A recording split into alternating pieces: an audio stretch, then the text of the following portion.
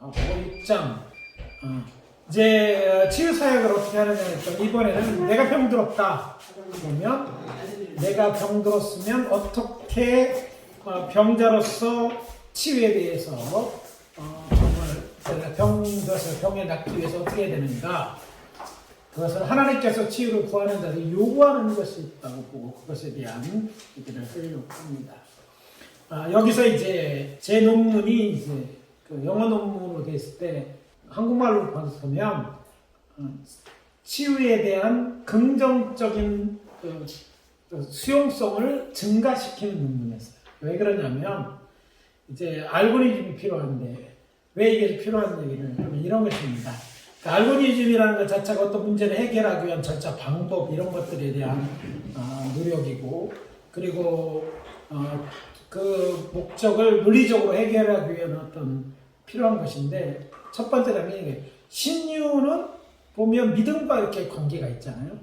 그러면 믿음과 관계 있다는 믿음을 보고 내가 너를 구원했다 등 이렇게 한다면, 문제는 사람들의 믿음이 일정하지 않잖아요. 정말 필요가 필요한다면 그 믿음을 증가시킬 필요가 있다는 거예요. 그래서 예수님의 가장 중요한 동의 방법은 불쌍히 여김이잖아요. 나를 불쌍히 여긴다면 또 사람들이 나를 불쌍히 여기신 그분께서 사람들의 믿음에 대한 응도로 고쳐주셨어요. 너의 믿음대로 되라.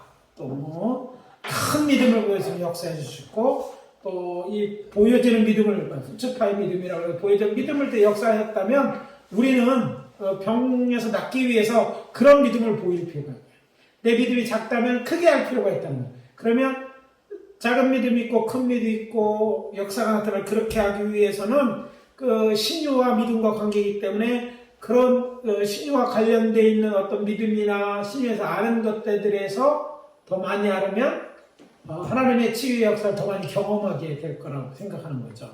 그래서 신용과 관련된 기적을 끌어온 믿음에 대한 어떻게 믿음을 갖게 하느냐, 크게 하느냐, 그 믿음이 주님이 보여줄 때 알 수 있도록 주님의 마음이 감동할 수 있게 하기 위한 뭔가 우리가 해야 될 일이 있고, 그것을 우리가 보이도록 그 믿음을, 더 큰 믿음을 가질 수 있도록 도와주면 더 많은 기적이 일어난다. 이런 알고리즘에서 이걸 시작하는 것이죠.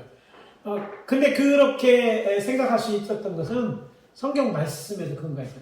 성경에 로마서 10장 17절 이렇게, 그러므로 믿음은 들음에서 나며 들음은 그리스도의 말씀으로 말미암았느니라. 믿음이 잘할 수 있구나. 근데 그 믿음은 들으면 된다. 하나님의 말씀을 들으면, 즉 하나님의 그리스도의 말씀, 곧 말씀으로 레마라고 되어 있는데, 레마의 말씀을 들으면 저희 믿음이 자라는 거예요. 그럼 어떻게 해요? 이 사람이 치료받기 원하면 믿음을 자라게 되고, 그 믿음이 자라는 방법은 듣는 거야. 무슨 말씀? 레마의 말씀. 하나님의 말씀을 듣게 하는 필요가 있는 거예요. 큰 믿음 보여주기를 원하면 보면 볼수록 믿음이 자라는 거예요. 그래서 지난번 시간에 내가 처음 얘기할 때 가짜 환자들에서 막 낫게 보여주는 것, 그런 트릭을 사용하는 것은 거기 현장에 있는 사람들이 그걸 보고 진짜 기적이 일어나는 거예요. 보니까 믿어지는 거야. 진짜네? 하면 막 없었던 믿음이 팍 생겨요. 그리고 치유의 기적이 일어났던 어떤 메가 집회 있잖아요. 큰 집회에 가면 이게 좋은 게 뭐냐면 막 역사가 나타나는 데 있으면 믿음이 없던 사람들이 막 믿음이 생겨. 그리고 더 커져가지고 하나님 막 지금 역사합니다 하면 막 정말 믿음이 업돼가지고 잘하는 것들이 있으니까 자꾸 보여주는 것이죠. 또 중요한 건 역사는 믿음에서 가장 좋은 하나님과의 만남이에요. 하나님을 만나면 확실해져요. 하나님과의 영적 경험을 가지니까 하나님이 확실하게 믿어지고, 더 믿어지니까 하나님이 나를 사랑하는 것, 나를 고쳐줄 걸 믿어지는 거예요. 그럼 어떻게 이들이 하나님의 역사를 이제 하나님 만날 수 있도록 하는 건데, 이 만날 수 있는 경험 중에 중요한 하나님의 역사를 경험할 수 있는 게 성령 충만이에요. 성령이 충만을 경험하면 내가 배우지 못한 말을 하고 막 하나님의 역사를 경험하면 하나님이 계시고 뭐 하나님의 나를 이런 것이 믿어지니까, 그런데 더 큰 역사가 나타납니다. 그래서 큰 집회, 성령 충만한 집회 가운데 병들 낫는 자들이 막 늘어난다니까. 그러면 어떻게 돼? 병 들어오면 건네 갖다 쳐놓아야 돼. 아니면 내가 서로 가야 돼. 그러니까 집회가 코로나19를 많은 사람들이 이게 안 됐어. 가면 이상. 그러니까 가지도 못하고 모여서 말씀드리니까 오히려 많은 사람들이 다운돼서 점점 더 젊어. 이 영적 피해는 엄청 크거든요. 오늘날 그래서 치유사역이 한국교회에서 살리는 거 그걸 안 하고 점점 이제 신사적으로 그건 뭐 너무 약간 뭐 종교의 어떤 이런 거 다 빼고 나고 점점 하다 보니까 점점 믿음이 생각계에 대한 믿음, 구체적이지 않는 믿음, 그 나와 상관없어. 하나님 계신 거 믿어. 하나님이 치유하신 거 아멘. 너를 고쳐주는데 그건 모르겠음. 아니면 노멘 나 같은 것을 그러니까 역사가 안 나타나는 거예요. 그러면 어떻게 되니까 갖도록 해줘야 되는 거예요. 그래서 자꾸 듣도록 하는 거예요. 그러니까 목회자는 치유사역도 어떻게 해요? 정말 치유에 대한 믿음이 생길 수 있는 걸 던져요. 그냥 말씀이 아니라 레마 될 수 있는 말씀. 아까 그래서 얘기했죠. 예수님의 치유사역에 대한 얘기. 그리고 구약성경의 역사. 이것들을 자꾸 들려주는 거예요. 미국에 있는 이미 이제 치유사역을 월라우트 같은 목사님들도 치유에 대한 성경 말씀에 있는 것들을 주고 자꾸 읽게 했어요. 왜냐하면 치유에 대한 믿음이 생겨야 되는데 과거에 일어났더니 오늘 또 일어난다고 믿으려면 자꾸 보는 거예요. 자꾸 말씀을 읽어보면 그 믿음이 생기는 거예요. 다른 믿음도 필요하지만 정말 중요한 건 치유가 필요한 사람들에게는 하나님은 지금도 병을 고치신다는 그 말씀을 자꾸 듣고 정하니까 돼요. 지금도 이제 여러분들이 혹시 치유에 대한 설교 또한 말씀을 보면 이제 너무 이제 그냥 읽으면 잘 안 되니까 설교를 들어갑시다. 설교를 계속 듣는 거예요. 저 같은 경우는 작년 1년 동안에 거의 이제 11개월 가까이에 신유에 대한 설교만 했어요. 그래서 제가 받아놓은 게 뭐냐면 신유에 대한 방송 설교를 다 받아놨어요. 하는데 고생은 했지만 매주 신유에 대한 설교를 해야 되니까 이게 어렵더라고요. 그런데 이제 도전했고 해갖고 이번에는 방송 근데 1.2기가인가? CBS 나간 데로 이제 받은 게 이제 그 정도 돼. 근데 그게 제가 사용하려고 했다가 안 했던 거예요. 왜냐하면 못했던 거죠. 치유에 대한 설교를 많이 하고 해봐야 1년에 한두 편밖에 안 하니까 그러다가 이번에는 게재 그걸 해서 녹음해놨어요. 그래서 지금 사용하는 게 뭐냐면 그러니까 병 신방 가서 치유에 대한 말씀에 있는 거 여러분 책에도 있어요. 지금 무엇으로 그 책 성경을 읽을 때 그냥 성경을 읽으라는 거는 정말 별로 믿음에 대해서 잘 모르는 사람. 여러분 이제 배웠으니까 믿음을 키워야 되니까 여기는 치유의 말씀들이 있습니다. 이걸 읽으세요. 그래서 이걸 계속해서 읽는 게 중요해요. 다음에 치유에 대한 설교를 계속 들었는데 매번 안 나오니까 혹시 필요하다면 이제 방송 나온 거 이제 카피해도 있어요. 그러니까 매일 앉아서 그거 듣는 거예요. 사실 처음 아프고 나면 계속 그냥 누워만 있고 심심하고 뭐 들은데 치유에 대한 말씀을 들으면 그게 믿음이 아침 저녁 계속 말씀을 듣게 되면 그것도 기도도 계속 나와 뒤에. 그럼 기도하면 자꾸 생기면 역사가 나타나. 그게 필요하다는 거죠. 말씀을 듣고 설교를 듣고 또 가라면 금요일에 요즘은 하나 모르지만 우리 옛날에는 가끔 교회에서도 이제 집회도 하지만 기도원에 가서 우리 기도합시다. 그럴 때 계기를 자꾸 만들어서 가서 기도하는 가운데 간증을 듣게 하고 치유하는 모습을 읽기지 믿음이 생기는 거예요. 그러니까 우리가 믿음은 들음에서 났다고 하고 믿음이 근거라면 이런 긍정적으로 믿음을 더 구할 수 있는 일을 해야 되는 게 그게 하나님이 요구하시는 거예요. 왜? 하나님은 저들을 고치는 걸 원하고 치유사역을 우리가 해야 되는 저들로 그런 치유에 더욱더 가까이 하나님의 은혜를 경험할 수 있도록 도와줘서 하는 일이 필요하다는 거죠. 그러니까 또 내 자신의 행동을 그렇게 해서 해야 돼. 그 다음에 또 하나 제일 마지막에 주는 거는 치유에서 하나님의 구하라고 해요. 딴 거 구하라 그리하면 너 주실 거 물건을 먹고 사회 형식으로 자녀들을 위해 구하는데 병 고치는 건 별로 안 구해. 아주 굳게 믿어. 하나님 나는 안 고쳐주신다. 그러니까 믿음대로 안 놓다. 그게 아닌데 그렇게 빚을 막 기도하죠. 그러니까 자꾸 기도하는 거예요. 그래서 자꾸 기도하는 거예요. 기도하면 역사가 나타나요. 기도 안 하면 치유사역자도 마찬가지입니다. 자꾸 기도하면요. 예를 들어서 1% 낫는다고 치면 100명 기도하면 1명 낫는 거예요. 무슨 얘기냐? 아예 안 낫는다. 굳센 믿음을 갖고 안 하면요. 100년이 가고 아무도 낫는 사람이 없지만 1%만 낫는다고 해도 내가 100명 기도하면 낫잖아. 101번째 보험회사 직원들은 잘한다고 하더라고요. 가면 누가 보험 들어주니까 들은 것도 많은데 근데 자꾸 가. 그러면 언젠가 또 들어줘. 한 번 들어 그 사람이 또 들어줘. 마찬가지예요. 찾고 구해야 돼. 그럼 찾고 기도해야 된다고 얘기해요. 기도하세요, 목사. 누구 집사님 기도하세요. 하나님 하실 수 있으면. 그 다음에 자꾸 한 목사님이 자꾸 기도하라니까 귀찮은데 그래서 한다고. 근데 놀랍게 그 기도가 쌓이고 또 기도가 쌓이면 어느 날 정말 하나님 역사를 경험합니다.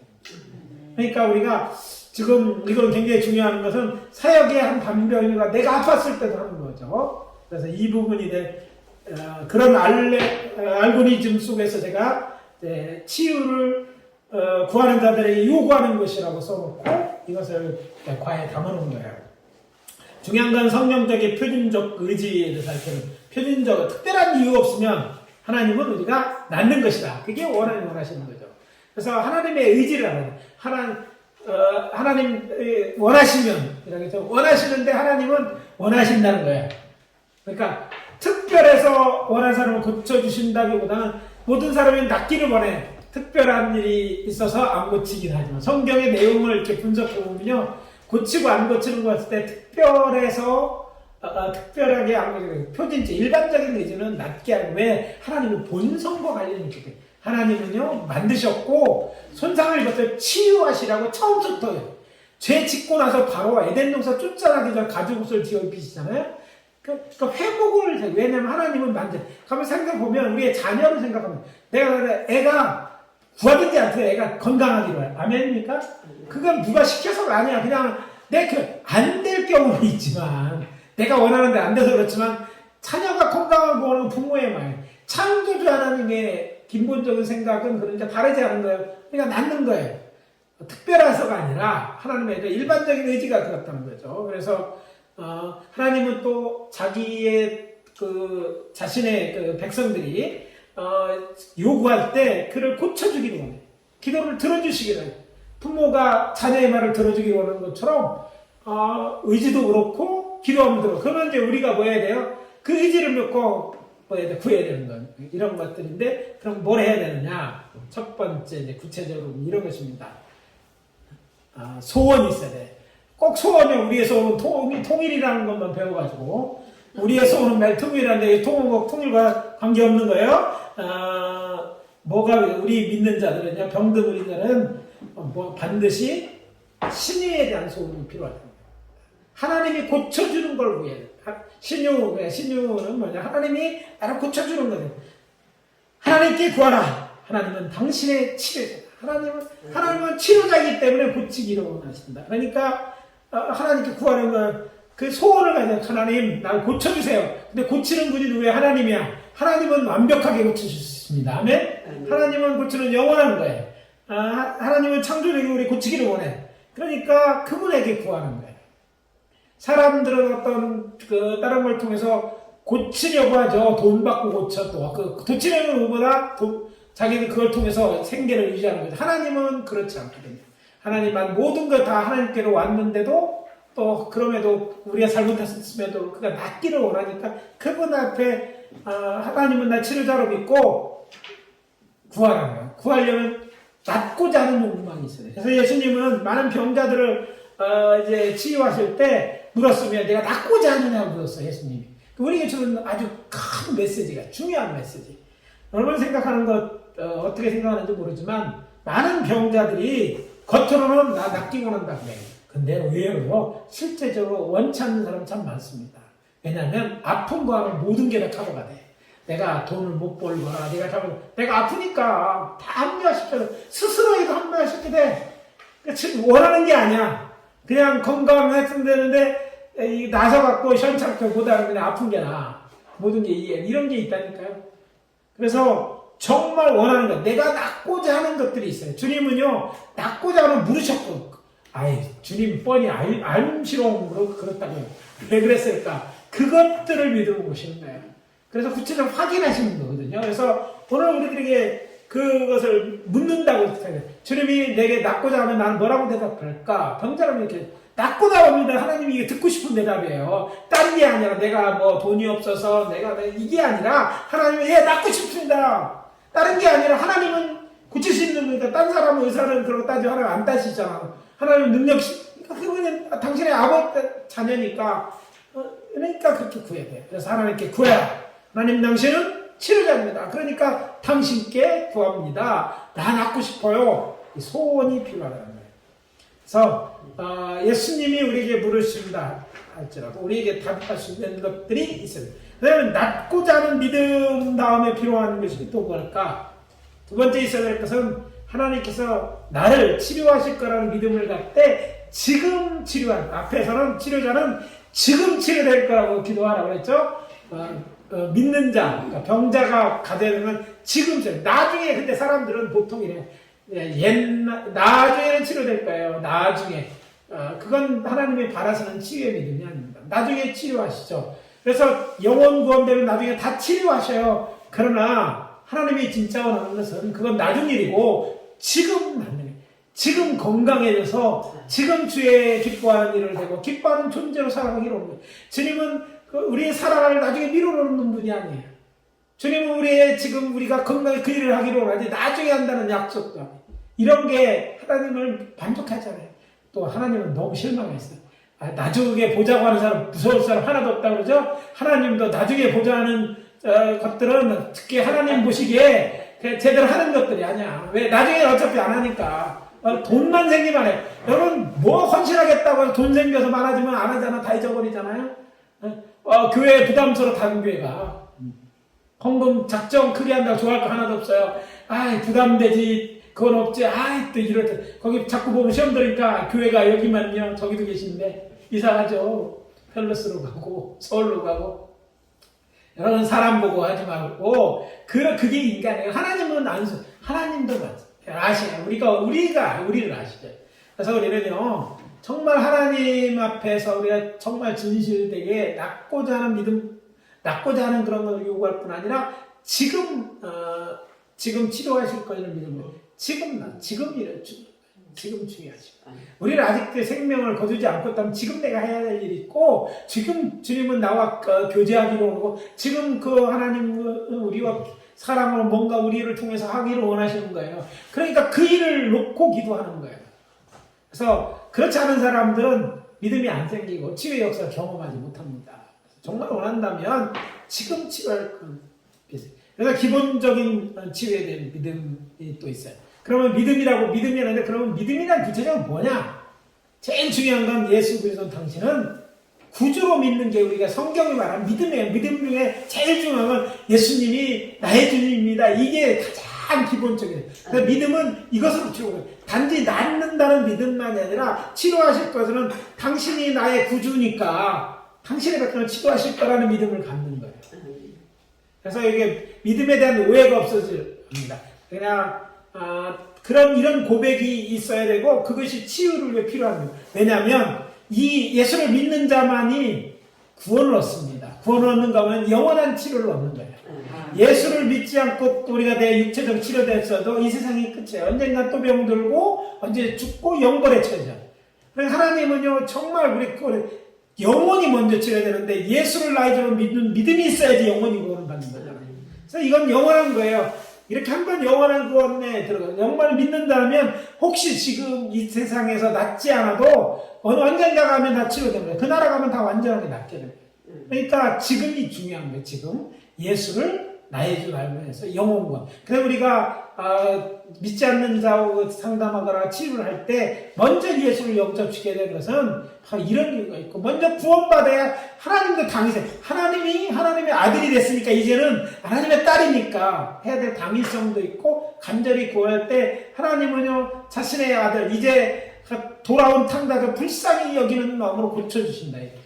그래서 기본적인 치유에 대한 믿음은 좀 다른 데 있는 것 같지만 사실은 내용이 영원과 영생까지 연결해 보면 이게 가장 중요한 거예요. 예수가 나의 주. 이것을 위해 하나님께서는 이 세상을 고치기 위해 예수를 보내셨고 그 예수를 대신 십자가에 달아 죽이신 거거든요. 그래서 이 믿음이 있어야 되는 거죠.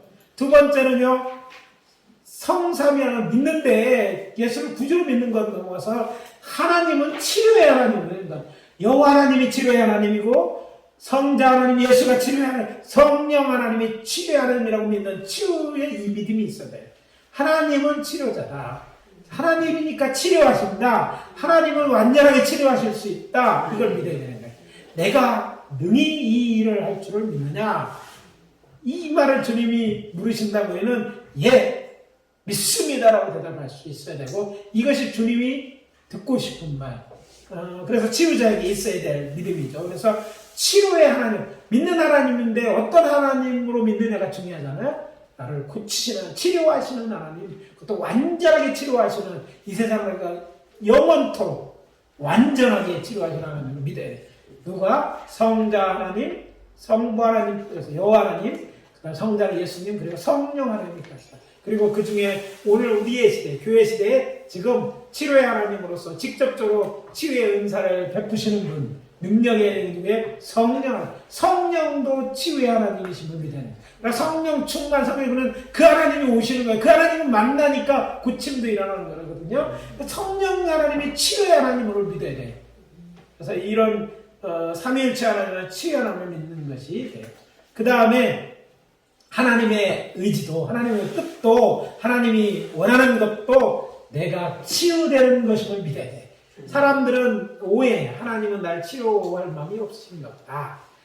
그 이유는 간단해.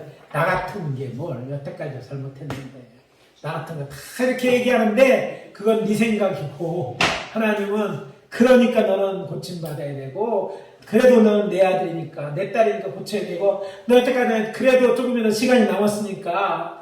그러니까 우리가 생각을요 자꾸 안 되는 쪽으로 가는, 사람들은 그 숨으려고 해. 근데 그렇지 않아요. 우리는 이거를 바로 잡아줘야 됩니다. 하나님이 당신을 치료하는 걸 원한다. 주님은 내가 원하는 깨끗함을 받으라고 했잖아요. 하나님의 뜻, 원하는 것은 깨끗하게 되는 거예요. 죄에서 깨끗하게 되는 것, 병돼서 낫는 것이 하나님의 원해요.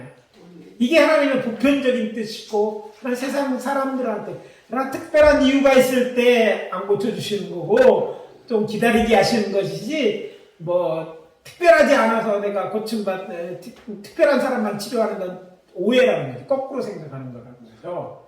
이걸 확실히 믿어야 될 줄 압니다. 그 다음에 이제 우리는 나의 질병을 치료한다는 믿음을 갖을 때 특별히 지금, right now, 지금 치료한다는 믿음이 굉장히 중요해요.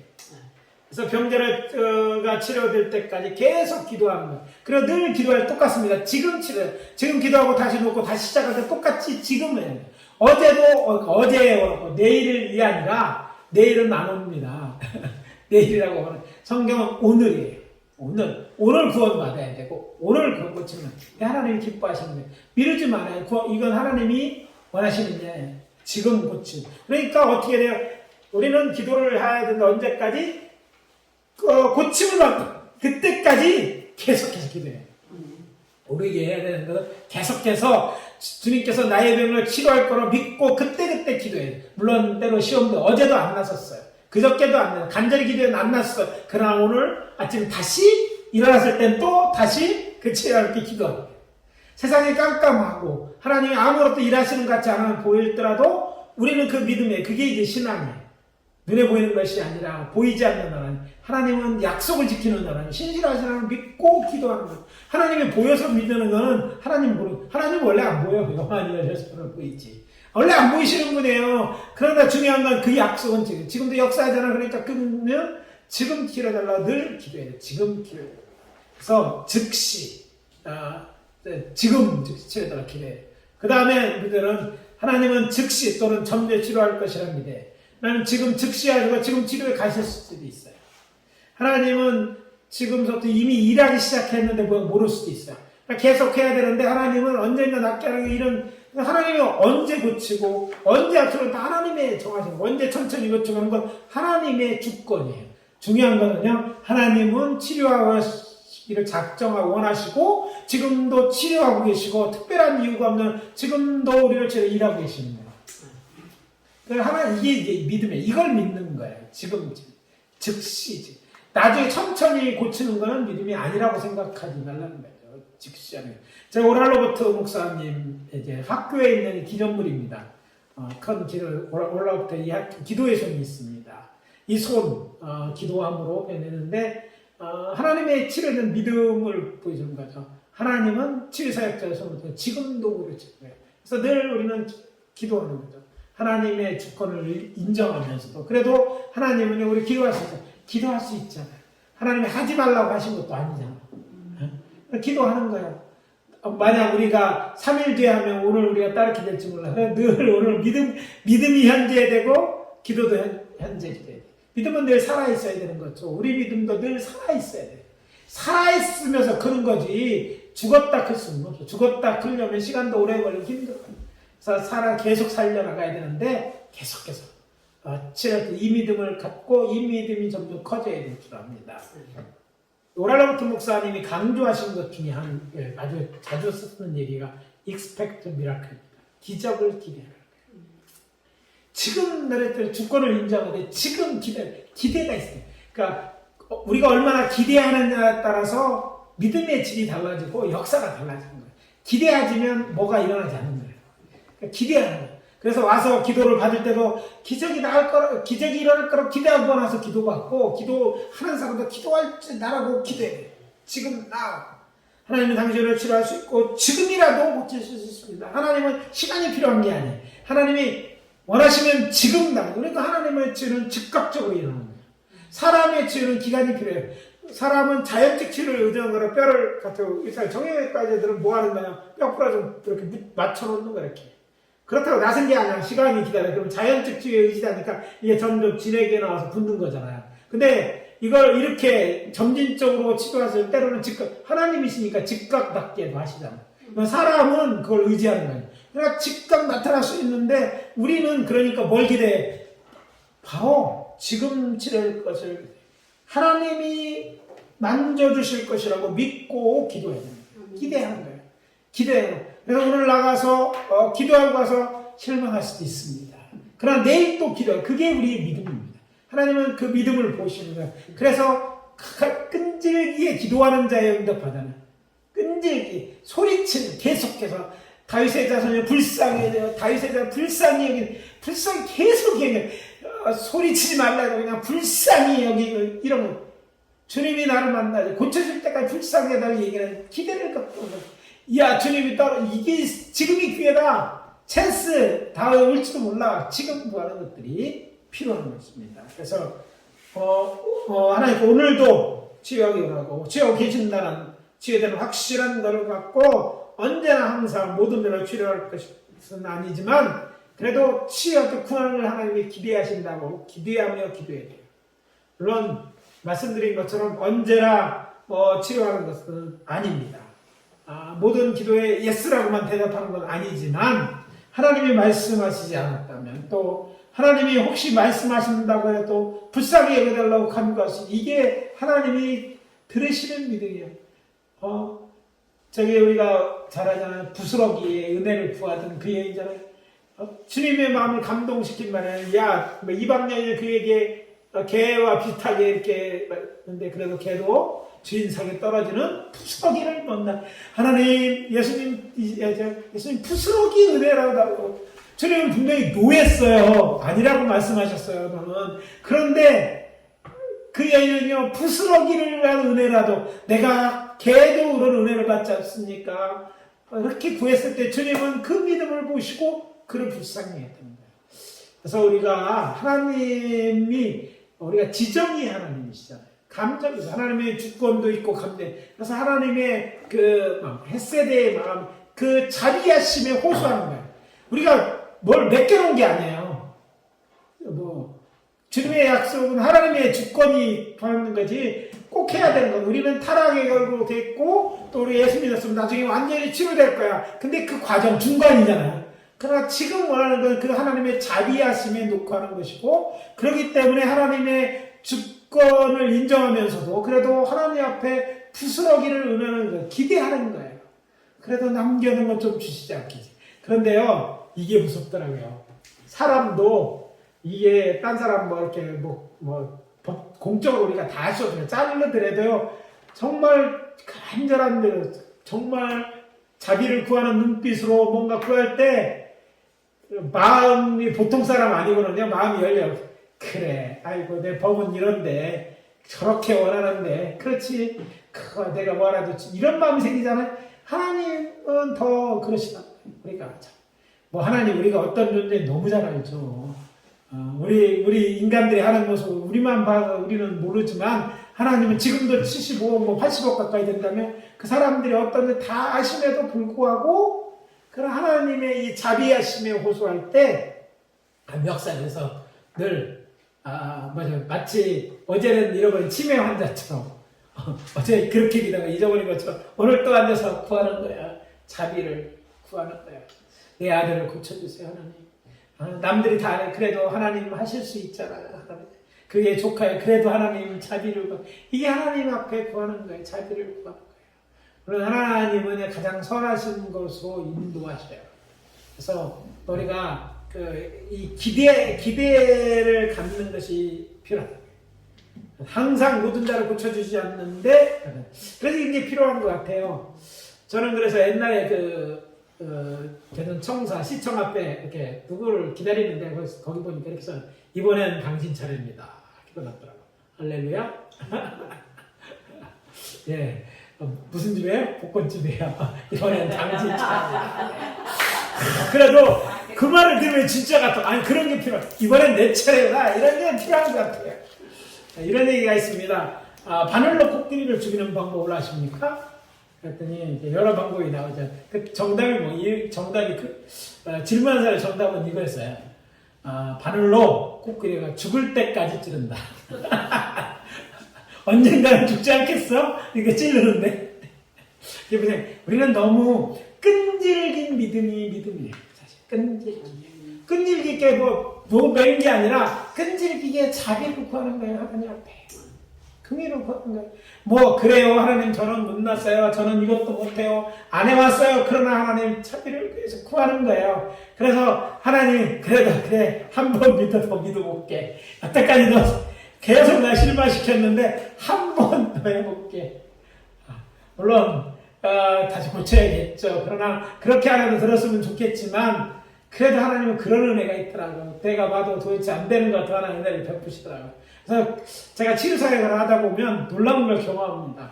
어떤 사람은 안 났을 것 같은데 났고 어떤 사람은 나을 것 같아 안 났는다니까.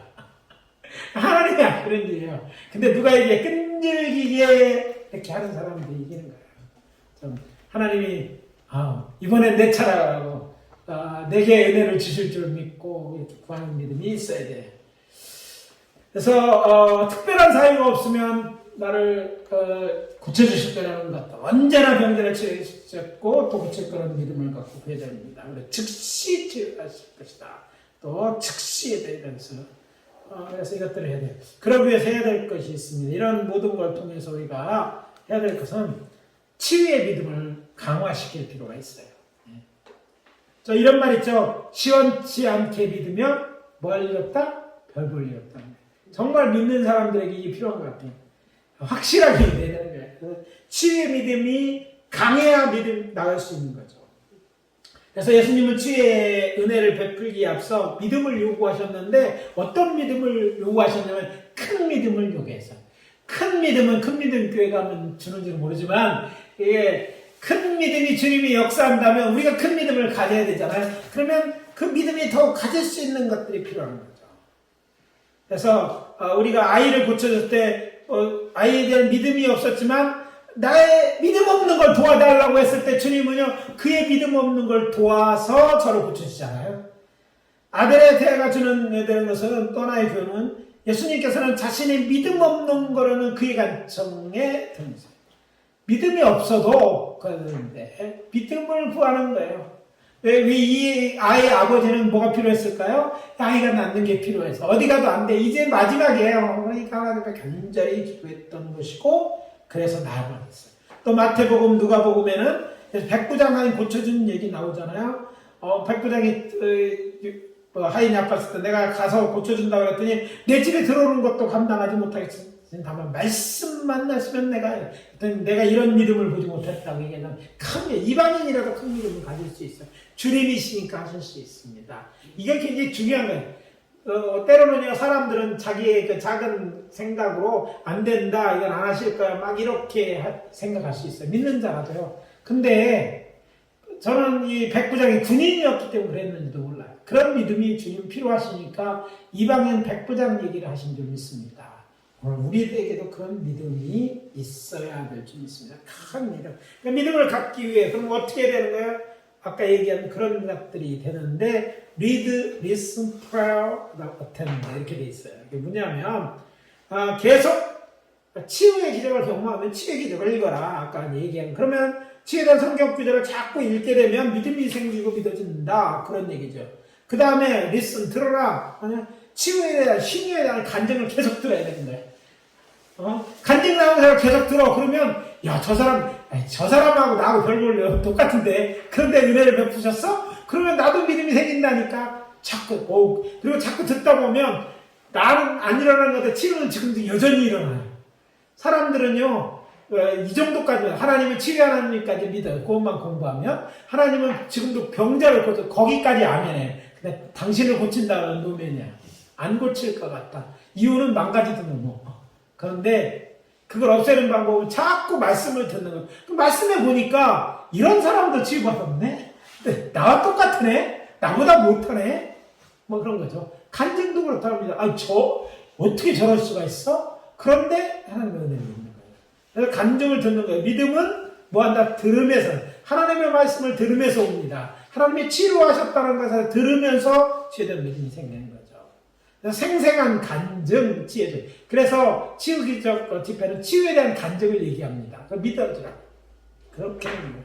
다음에 또 하는 게 필요한 더 큰 치유의 믿음을 얻기 위해서 기도해. 여러분 구하라고 했으니까 뭘 구해요? 하나님 뭘 해달라고가 아니라 믿음을 키워달라고. 하나님 기뻐하는 거잖아. 하나님 내가 잘 못 믿어요. 내가 큰 믿음이 없어. 날 도와주세요. 큰 믿음 갖게 해주세요. 기도하라는 거예요. 이걸 놓고 기도하더라. 간절히 40일도 금식을 계속 기도하든지 철회를 하든지 이걸 놓고 기도해야 된다. 기적을 낳게 하는데 내 믿음이 없는데 기적 기대가 안 되지 않으니까 믿음을 키우려면 이게 필요한 거죠. 그 다음에 참여하는 것만큼도 좋은 게 없어요. 신유 집회에 참석하는 거야. 그러니까 데리고 가는 거야. 이게 나서면 데리고 가는 거야. 가서 앉혀. 그러니까 자꾸 하다 보면 낫는 것도 보고 자꾸 들으면서 점점 이게 이제 치유를 그렇죠. 자, 능력의 그런에서 공급되는 치유의 에너지, 능력이 잘 흘러갈 수 있도록 또 하나 해야 될 건 장애물을 제거하는 것도 필요해. 치유에 이런 기대만 있는 게 아니라 장애물도 있습니다. 나에게 딱 걸리는 것들이 있어요. 그걸 제거했는데 그 장애물 중에 제일 큰 장애물은 죄입니다. 믿음 없는 것도 문제지만 죄도 문제. 죄 때문에 병이 왔잖아요. 그러니까 죄 문제를 계속 갖고 있으면 이게 문제가 되는 거죠. 그럼 그 장애물을 제기하는데 그 제일 큰 장면을 제기하는 것이 그래서 회개와 용서입니다. 그래서 이제 믿음 강화된 PPT에 있죠. 성경을 읽고 기도하고 또 집회에 참여하고 간증을 듣고 뭐 이런 것들이 있는데 그래서 리슨 이런 것들이 있어요. 그 다음에 이제 장애물 제거법. 그래서 제가 이제 그 미군 부대에 있을 때 제가 맡았던 집중 중에서 EOD인데 폭탄물 제거 사전을 한 적이 있습니다. 폭탄물을 제거하는 거예요. 폭발물. 그래서 작은 폭탄들은요, 여러분이 아는 C4라는 이렇게 폭탄이 있어요. 폭탄을 터트려가지고, 박격 폭탄이라든지, 이런 M23처럼 이렇게 이런 폭탄들은 제거가 안 돼요. 그냥 하다가 깨다가는 사고로 죽거든요. 아예 터트려 버립니다. 그리고 이제 그냥 폭탄물 처리하는 거예요. 어디에 이제 부비출입이 터지는 게 있는지 이런 거 제거하는 일을 한 적이 있는데 이 개체가 굉장히 중요합니다.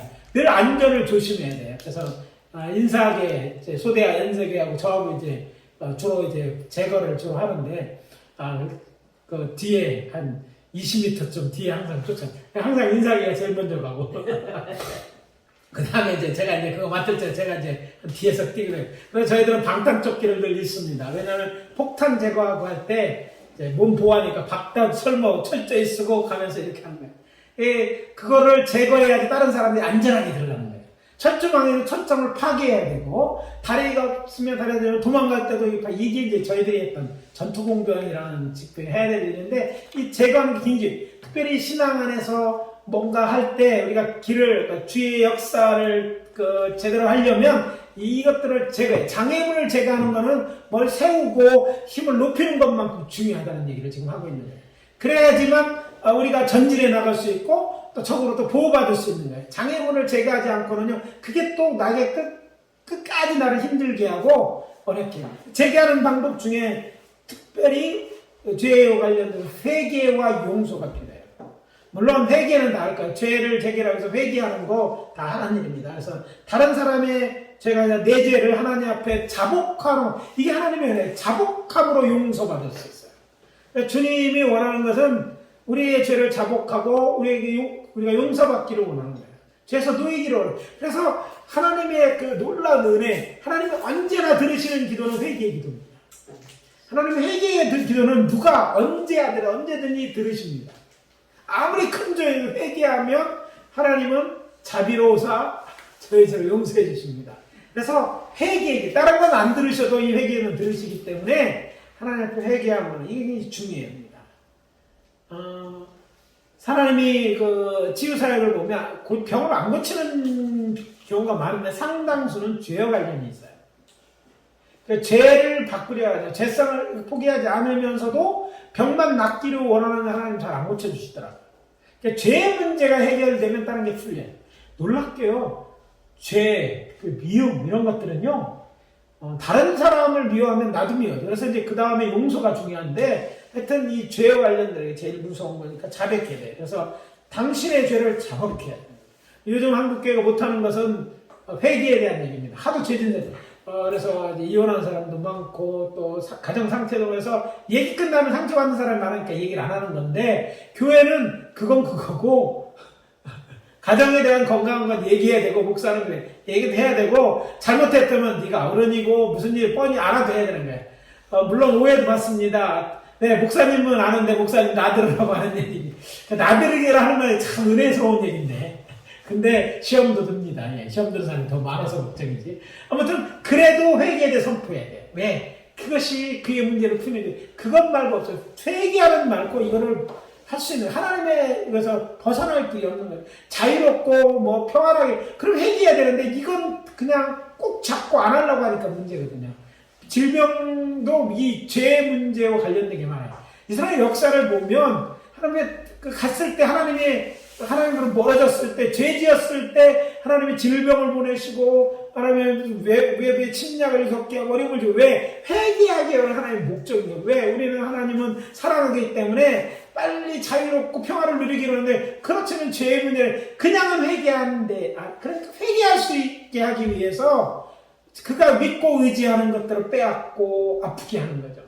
그러니까 하나님의 어떤 데에서는요, 하나님 원래 의도는 우리 병을 주는 목적이 아닌데 이 세상에서는요 회개하기 위해서 그런 환경을 사용하셨어요.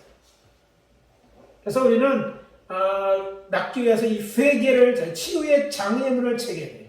그러니까 인간의 죄를 용서는 유일한 통로에 다른 길은 없습니다. 열심히 일하고 헌금 많이 하는 것도 회개가 안 받치면 그건 소용이 없는 일이에요. 사람들은 돈 주고 달래는 세상 시스템에 익숙한 사람들은 그렇게 오해하고 있지만 그것도 아니에요. 아무리 동전을 받아서 멋진 교회를 세워도 그건 상관없는 일. 죄는 하나님 앞에 내가 죄인임을 인정하고 내가 죽어야 되는데 예수를 영접하는 게 예수 앞에 죄를 자복하는 길밖에 없습니다. 그래서 해야 돼요. 두 번째 또 하는 것은 용서죠. 죄 지은 자가 있어. 죄만 짓는 게 아니라 하나님께만 사람에게 짓고 그러면 죄 지은 사람이 있는데 내게 죄 지은 사람은 용서하라고 해요. 용서. 이게 중요합니다.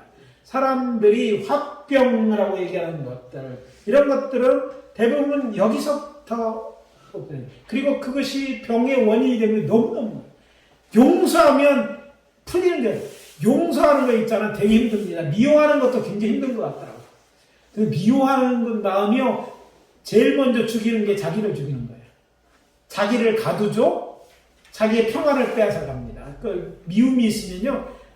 제일 먼저 뺏기는 건 자기의 마음인데 평안을 뺏어 갑니다. 기쁨도 뺏어 갑니다. 그리고 싫어. 그렇게 하니까 음식 맛도 없어. 그러니까 또 음식들, 그래서 병들의 원인이 이게, 우리에게 상처 준 것도 큰데, 그가 미워가지고 미움을 그냥 킵하느라고, 지키느라고, 오히려 내가 더 큰 고통 가운데. 그래서 주님은 용서하라고 하는데 몇 번이나 70번씩 7번이라도 용서하라고. 이게 무슨 490번까지 용서하고 491번째를 용서하지 않아도 된다 라는 말처럼 보이지만 7이라는 상대 그냥 언제든지 용서하면 하나님이 그러셨고 우리에게 요구하는 거예요.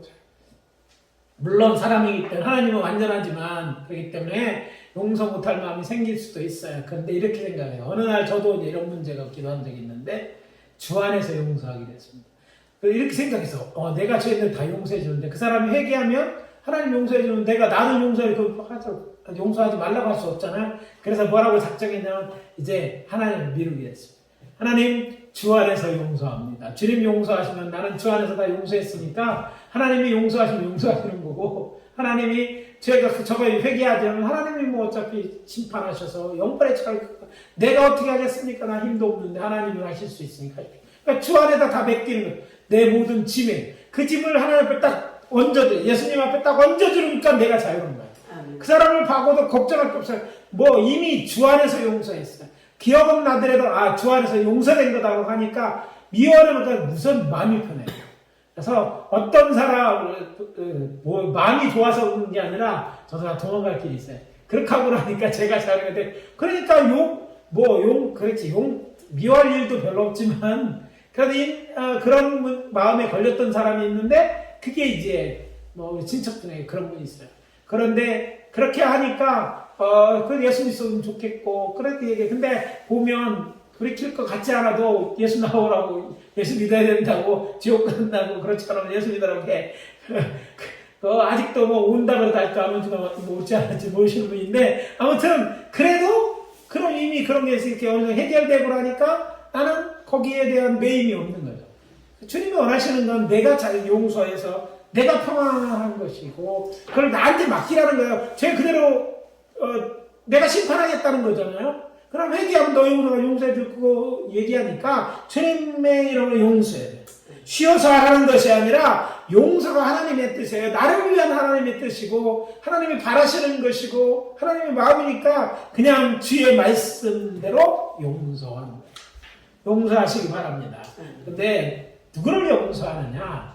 여러분이 상처 제일 많은 밖에 사람이 아니에요. 제일 깊이 상처 주는 거는 저것하고 내가 결혼을 해갖고 내가 해갖고 저것이 있는가 하면 그 새끼들 내가 너를 어떻게 키웠는데 그 새끼들이 있고 그놈의 친구 내가 너를 믿었는데 네가 이럴 수 있어 친구들이 있고 가까운 사람들이 깊이 상처했어요. 다른 사람들은 이거 사기꾼을 내가 잘못했다고 하는데 얘들은 아니야. 정말 믿었는데 정말 잘해줬는데 너무 큰 상처가 그게 우리 인간의 살아갈 때 우리 겪어야 되는 참 아픔이기도 합니다. 그런데 예수 믿는 우리에게 그들도 용서하라. 그들도 용서 나를 위해서 하나님의 뜻이니까 내가 구원받았으니까 내가 천국 가게 됐으니까 나 어렵게 해갖고 내가 예수 안 믿은 게 내가 예수 믿어 그러고 보니까 나쁜 짓 한 게 그 친구가 잘못한 것만 아니요. 그것 때문에 내가 잘 나갔으면 교회 안 나올 수도 있어. 그러니까 그럼 내가 생각을 합리화시키는 것도 있지만 주님은 우리가 자유하기를 원하는 거예요. 예수님 하나님의 자녀답게 하나님 닮기를 원하는 거예요. 예수님 닮기를 원하는 거예요. 예수님 자기가 잡아 죽이는 자들을 용서하잖아요. 하나님 앞에 기도한 거는 기도해서 저것들이 아니라 저들의 모르만 용서해달라는 기도했잖아요. 그게 예수님 닮는 거예요. 예수님 제자됨이에요. 그렇기 때문에 용서하는 건 우리는 전에 그런 DNA가 없어요. 예수가 있으니까 예수 안에 그 DNA에서 안 사용하는 그러니까 그 DNA가 있다니까 예수가 있는 사람들은 그럼 용서를 그래서 예수 안에서 저 만들면 예수 안에서 용서해버리고 인쳐버리고 덮어버려요. 그한테 잠그고 예수의 이름으로 잠그고 주님한테 딱 맡기고 우리는 자유합니다. 주님 우리가 자유를 누리고 왜 여러분들이 그걸 지고 가는 얘기예요. 차 안에 타고서 보따리 있다고 해서 그 차가 가벼운 게 아니잖아. 내가 집에 있다 내가 주님 앞에 이어서 내려놓고 딱 맡기고 용서해야 돼요. 용서하는 것이 하나님. 주님 또 1만 반 빚진 자에게서 내가 이렇게 큰 죄를 했는데 작은 것 같다. 그게 화나시고 얘기하잖아. 잘못을 냈는데 정말 원하는 건 너도 용서해 주는 마음이었다면 주님의 뜻은 분명한 거죠. 그래서 용서해야 되는데 다 용서해. 그 중에 내가 사랑하는 사람도 있고 심지어는 교회에서 요즘은요 교회에서도 상처를 많이 받습니다. 교회 성도들 때 상처받는 사람, 장로들 때 상처받는 목사도 있고 또 그래서 다 이제 상처를 주고 받습니다. 그래서 결코 교회를 예배당을 야구장으로 만들면 안 돼요. 목사가 장로들 까고 장로는 기도 까고 막 이런 데 하는 데가 교회가 아니라고요. 용서하라고 했으면 그래서 그러면 치유의 공동체가 돼요. 주 안에서 맡겨버리는 거예요. 마치 없는 것처럼 내가 예수 안에서 저를 용서했으니까 저가 깨닫고 용서하면 되지만 아니면 주 안에서 용서하면 자유하는 거예요. 그리고 또 하나 마지막으로 용서에 될 대상 중에 하나가 나라는 거예요. 사람이 제일 못하는 게 나를 용서하는 거예요. 그냥 미워해도 나는 나잖아요. 나도 용서해줘요. 네가 약해서 그랬지. 그럴 수 있어. 너 그렇게 했지만 주님이 너 용서했잖아. 이 얘기가 내 스스로도 위로가 될 줄 압니다. 나도 용서해야 돼요. 죄 지은 자는 나도 있고 나도 용서해야 돼요. 치유되지 않은 그런 마음 거기서 독이 흘러나오고 결국 나의 생각과 마음 육체를 병들게 합니다. 낫게 하는 것이 아니라 병들게 해. 자꾸 병들게 해. 그래서 우리나라에 유명한 미워하는 마음하고 화라는 거 있죠. 그게 화병으로 죽는다 그랬잖아요. 약도 없다는. 그게 무서운 거거든요. 화병은 우리에게 좋은 의미를 가요. 그만큼 미움이나 이런 것이 얼마나 무서운지 한국은 전통적으로 알았습니다. 우리 예수 믿는 자들, 예수 안에서 이 화병이 없을 때, 다 용서함으로 여기서 자유함을 얻어야 될 줄 압니다. 자신도 죄나 실수에 대해서 자학하는 일이 없도록 해야 되고, 그래서 정말 마음의 상태가 치료받았을 때, 이게 하나님이 우리에게 기대하는 거예요. 하나님이 건강하게 원하는 게 돼. 그렇게 될 때 우리 가정이 달라지고, 교회가 달라지는 거예요. 내 한 사람이 치료받으면요, 많은 사람, 왜? 치료 안 받으면 나가는 날이 상처되는 날이에요. 나는 그냥 하는 날인데 막 가시 덮친 날이 나가는 거거든요. 마치 무기를 활을 계속 쏘는 것 같이 쏘는 게 맞네. 근데 내가 있잖아요. 은혜 받고 평안해 보면 좋은 말이 나가요. 다 화목해. 근데 내가 막 열받으면 막 나가는 게 막 하면 다른 사람 다 긴장되면 이게 공동체의 해가 되니까 내가 좋은 공동체 말한 이런 것은 용서, 회개하고 용서하는 거예요. 이제 마지막으로 이제 또 해야 될 것 중에 하나가 또 있긴 하여튼 치유에 대한 기도도 있습니다. 맞아요, 아니네. 병 낫기 위해 기도하는 것도 다 하는 거예요. 원하는 하나님의 뜻에 대한 순종입니다. 순종하여서 기도하십시오. 그런데 중요한 차이가 있습니다.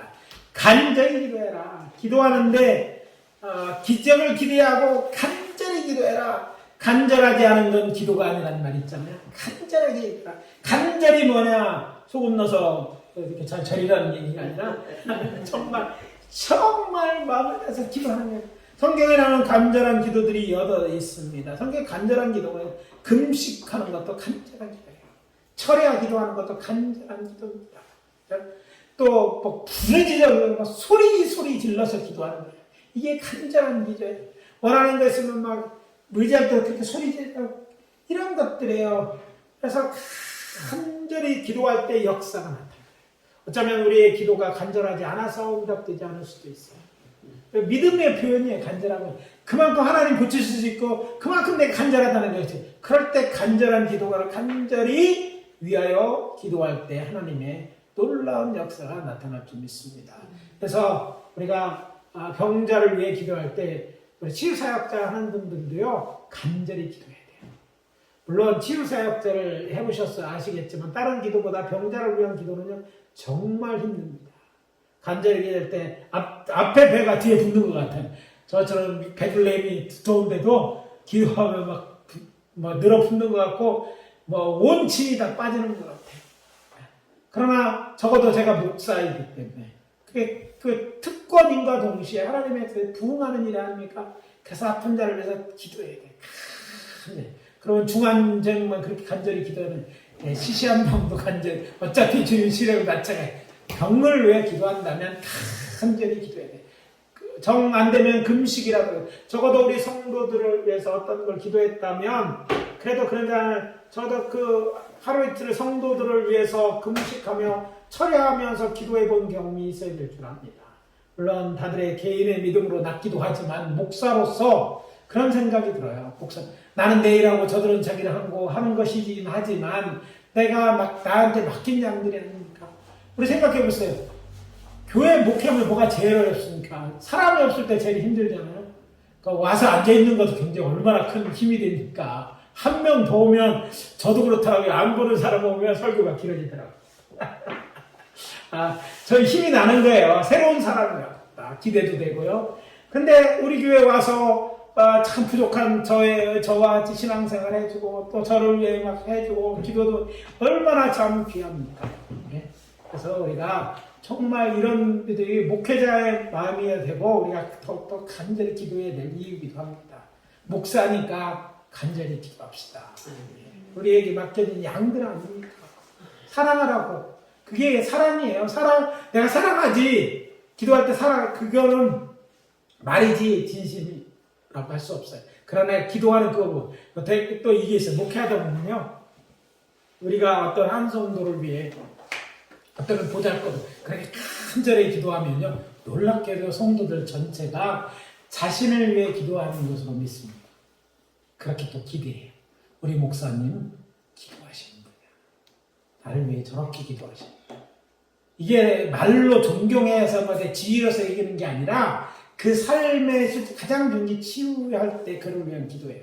어려운 일을 당할 때 남들 생각하는 그 이상의 위로가 됐을 때 목사가 정말 필요하구나. 목사님이 그런 사람들은요 신뢰가 쌓이고요. 그 사람들이 정말 충성합니다.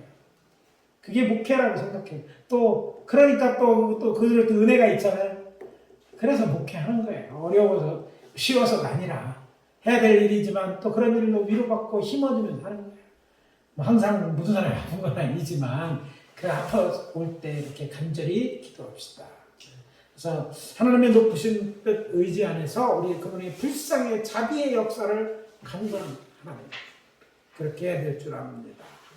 자, 또 하나 할 때 아까 얘기한 대로 기대하면서 기도하는 거 지금 낫기 위해서 기도하는 거 필요합니다.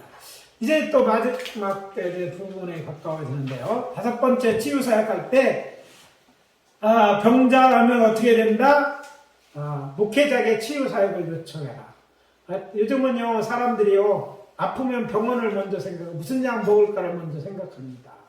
그런데 우리의 그 교회의 태도의 문제, 사역의 문제가 있었다고 봐야 돼요.